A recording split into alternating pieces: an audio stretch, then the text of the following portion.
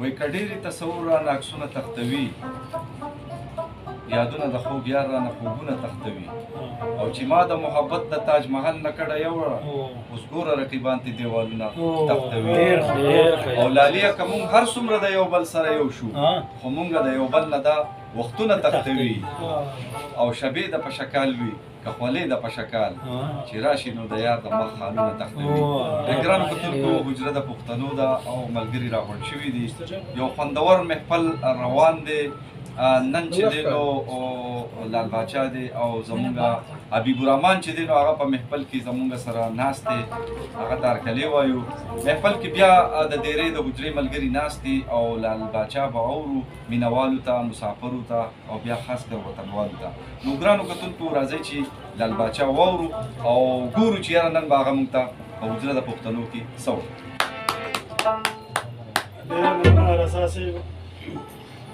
ملګرو، نن سره د ښاغلي اقبال جان مرحوم چې زموږ ډېر ښه یار و، د رساسي و زموږ او د ډېر وخت ملګری و، د محفل ملګری و او زموږ مشر و.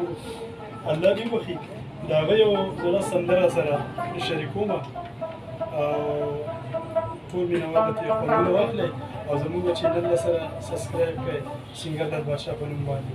ډېره مننه، شکریه.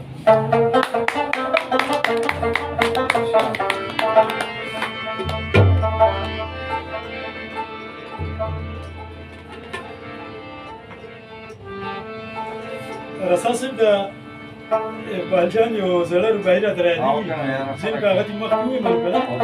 روبایي ته یې ووایه. روبایي ده او د هغه ځینې چې هغه ټکي خو تاسو ته پته ده چې ارشاد هغه چا بد نه لګي کارسي.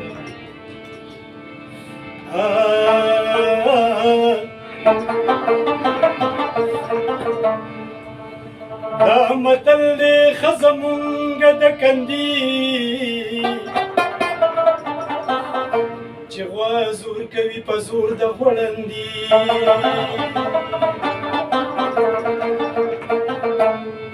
بې اجله مرګ یې نشته مکر جنان،